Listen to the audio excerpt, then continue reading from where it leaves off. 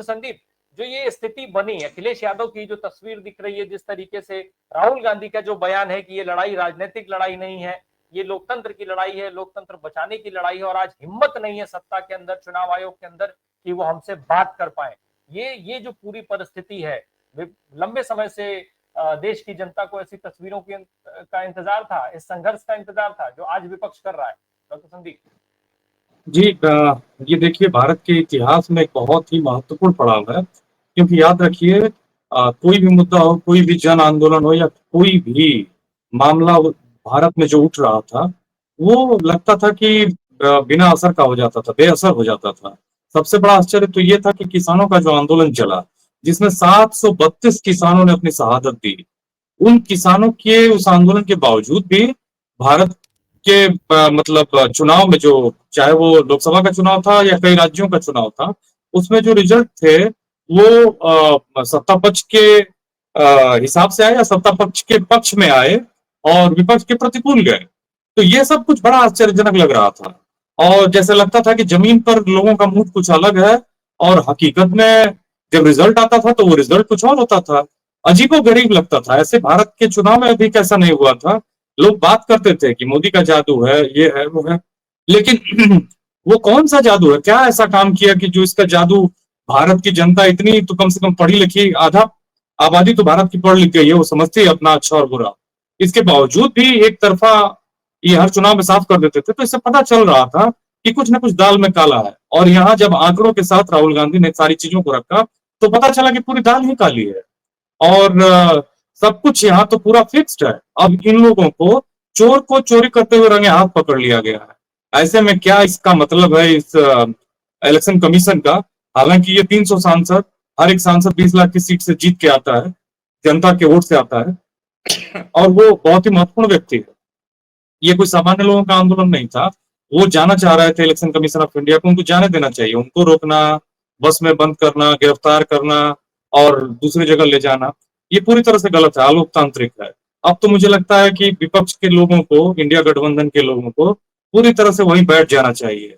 एक जोरदार आंदोलन, क्योंकि अब ये नाउ और नेवर, अभी नहीं तो कभी नहीं वाली लड़ाई मोड़ में जा चुकी है। क्योंकि ये ऐसे लोग हैं कि जिनकी पूरी राजनीति ही घृणा और द्वेष पर टिकी हुई है। इनकी पूरी राजनीति का पैटर्न ही जो रहा है, वो लोकतंत्र को लूट खसोट कर इनको राजनीति करने का रहा। तो ये छोड़ेंगे नहीं है, ये बहुत कुछ, ये केवल साजिश करते रहे हैं। तो ऐसे में ऐसा मत समझिए कि कॉन्स्पिरेसी से रुक जाएंगे, ये और भी बड़ी कॉन्स्पिरेसी करेंगे। मीडिया इनके साथ है ही, कोई नैरेटिव आगे बढ़ नहीं रहा है। जो मेन स्ट्रीम मीडिया है, आप देख सकते हैं कि वो 95% 99% बीजेपी के लोग ही चला रहे हैं। बाकी जो डिजिटल मीडिया है, उससे एक मोमेंटम बन सकता है, गति बन सकती है, लेकिन वो कितना बनेगी? अब ये कांग्रेस के जमाने का मामला नहीं है, या फिर यूपीए 2 का मामला नहीं है, जहां पर पूरा फुल फ्रीडम दी गई थी आंदोलनकारियों को, और वो पार्लियामेंट तक पहुंच गए थे, जो चाहते थे वो कर रहे थे। इनफैक्ट उसकी आड़ में झूठ की ही पूरी तरह से खेती की जा रही थी, विचारों की। तो अभी तो ये जेन्युइन मुद्दा है, जब चोरी करते हुए पकड़ा गया है और आपके पास कोई जवाब नहीं है। आप कह रहे हो कि आप एफिडेविट लेके दो। अरे भाई, आपने चोरी की है तो चोरी की है, तो उसकी चोरी की बात मैं एफिडेविट में कहूंगा? सीधी सी बात है। मैं कह रहा हूं कि आपके वोटर्स जो हैं, एक विधानसभा में 1 लाख से ज्यादा वोटर्स आपने जोड़ दिए हैं। आपके एक एक वोटर जो है वो 4-4 राज्यों में वोटर है। तो मतलब ये सब कुछ जो है ना, एकदम साफ साफ दिख रहा है कि भारत में ऐसा कभी चुनाव नहीं हुआ। अब सवाल ये उठता है कि क्या ये पहले टर्म के बाद से ही होने लगा था? तो मुझे लगता है व्यक्तिगत तौर पर कि ये ऐसा ही हो रहा है। अब भारत में कोई भी चुनाव फेयर नहीं हो रहा, तो ऐसे में लोकतंत्र को कैसे सुनिश्चित किया जाए? क्योंकि जो नेता पहुंचना चाहिए, जिसको प्रधानमंत्री होना चाहिए, वो नहीं है। अभी कई वरिष्ठ टिप्पणीकार या राजनीतिक विश्लेषक ये बता रहे हैं कि 78 से 80 सीटों की बेईमानी हुई है। कुछ लोग तो ये कह रहे हैं कि पूरा चुनाव ही बेईमानी है। और जिस तरह से मैनिपुलेशन हर जगह निकल के आ रहे हैं, उससे पता चल रहा है कि बहुत बड़ी धांधली और बहुत बड़ा षड्यंत्र है। और ये षड्यंत्र इस देश की जनता के खिलाफ है, लोक के खिलाफ है, लोक माने लोगों का तंत्र, लोकतंत्र के खिलाफ है। तो फिर बचा क्या? ऐसी स्थिति में तो मुझे लगता है कि तुरंत सरकार को, जो अभी सत्ता पक्ष में है, उसको इस्तीफा दे देना चाहिए, दोबारा चुनाव कराए जाने चाहिए। क्योंकि ये सरकार जो है अपनी पूरी माने एक तरह से अपना मैंडेट खो चुकी है। उसको अब कोई अधिकार नहीं है कि वो इस देश पर राज करे। और विपक्ष को पूरी तरह से इस आंदोलन के मोड को आगे बढ़ाए रखना चाहिए। क्योंकि अगर ये थोड़ा ढीला पड़ेंगे तो वो दूसरी साजिश करके इसको भी कहीं ना कहीं पंक्चर कर देंगे, क्योंकि वो साजिश ही करते हैं उसका। उसमें वो चाहे भले देश को उनको कहीं भी ताक पर रखना पड़ जाए, देश का उनसे कोई लेना देना नहीं है। देश का इंटरेस्ट कहीं भी जाए उससे उनको कोई फर्क नहीं पड़ता है, उनको कैसे भी सत्ता में बने रहना है, क्योंकि वो ये जानते हैं कि जिस दिन वो सत्ता से गए उनका जो अंतिम ठिकाना होगा वो जेल होगी। तो वो हर हाल में छोड़ेंगे नहीं, और इनको अगर ये छोड़ते हैं तो फिर ये जल्दी इनको गिरफ्त में ले नहीं पाएंगे। इसलिए विपक्ष को पूरी ऊर्जा लगाकर पूरे एकदम लोकतंत्र की रक्षा के साथ साथ जनता के इंटरेस्ट को बचाना होगा। डॉक्टर संदीप, ये जो अभी राहुल के पर्दाफाश से कहीं ज्यादा खतरनाक ये काम नहीं हो जाएगा कि अगर स्थानीय स्तर पे जो विपक्ष के लोग हारे हैं वो अपने लेवल पे रिसर्च करके उस पूरे मामले को खोलते हैं? क्योंकि ऐसे जितनी सीटें हारे और सब सीटों में अगर आधे पर भी इस तरीके की चोरी निकल करके सामने आ जाती है तो उसके बाद जो विद्रोह होगा उसमें तो जनता सीधे इन्वॉल्व होगी, क्योंकि महाराष्ट्र में मॉक पोल की इजाजत मांगने के बाद भी इजाजत मिली नहीं थी, मॉक पोल कराने नहीं दिया गया, तो ये जनता ने पहले ही देखा, उस पर उस समय जबरदस्त रिएक्शन आया था। तो क्या ये जो स्थानीय स्तर पे भी अगर चोरी खुल गई तो ज्यादा खतरनाक नहीं हो जाएगा मामला? जी, ये बिल्कुल खतरनाक है राम प्रकाश जी।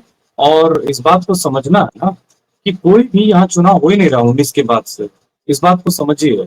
आप ध्यान रखिएगा, जिस तरह से विपक्ष के नेताओं को टॉर्चर किया गया है और जिस तरह से ईडी, सीबीआई और आईटी का दुरुपयोग हुआ है, वो भारत के मतलब इतिहास में मतलब ऐसा कभी नहीं हुआ है। ये एकदम अनप्रेसिडेंटेड रहा है, ऐसा पहले कभी नहीं हुआ है। तो याद रखिए कि 7,000 के करीब आसपास केसेस को इन्वेस्टिगेट किया है ईडी ने। ईडी का तो नाम नहीं हम लोग जानते थे, जबकि हम लोग पढ़ते लिखते हैं डेली, मतलब सिंसियरली चीजों को पढ़ते हैं। ईडी का हम लोग बहुत कुछ जानते नहीं थे कि इसका क्या रोल है 2014 से पहले। और जिस तरह से उसका दुरुपयोग हुआ है, आप ये मत समझिए राहुल गांधी एक ऐसे परिवार से आने वाले नेता हैं, उनको 10-10 घंटे बैठाया जाता था, उनको 15-15, 18-18 घंटे बैठाया जाता था, उनकी माँ को जो एक पूर्व प्रधानमंत्री। बीमार सोनिया गांधी को कितने घंटे बैठाए गए सर? वही वही मैं बोल रहा हूँ कि पूर्व प्रधानमंत्री की पत्नी, पूर्व प्रधानमंत्री की पुत्र वधू, और क्या क्या नहीं हुआ, पूरे परिवार का एक इतिहास रहा है।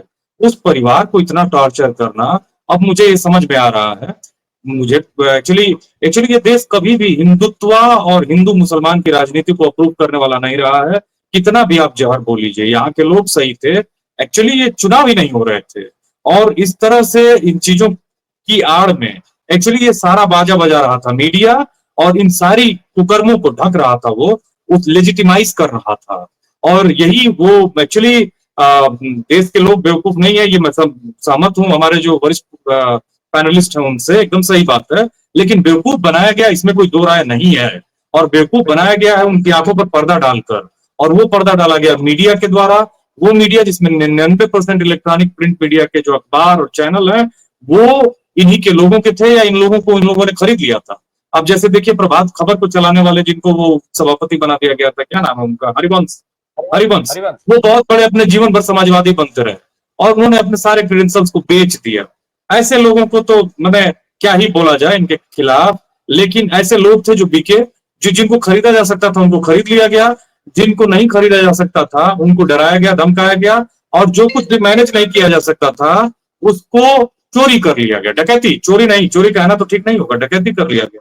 तो अब एक हिसाब से मुझे तो नहीं लगता है कि लोकसभा में 100 सीटें भी जीतने की स्थिति में थे। मैं आपको बता रहा हूं क्योंकि मेरे उत्तर प्रदेश में ही लग रहा है कि जो 80 सीटें हैं उसमें ये 10 भी नहीं जीत पाते। पूरा का पूरा चोरी किया हुआ ये इलेक्शन है, और तुरंत इन लोगों को इस्तीफा दे देना चाहिए। जो लोग हाई आइडियल्स लेके आए थे, हम लोकपाल, गुजरात मॉडल तो इनका अडानी अंबानी का मॉडल था, वो तो एक फेक और फर्जी मॉडल था। वो इस देश में लागू हो गया है, वही ये मॉडल था बेसिकली चोरी का, और वो चोरी लागू हो गई पूरे भारत में। भारत अब त्राही त्राही कर रहा है।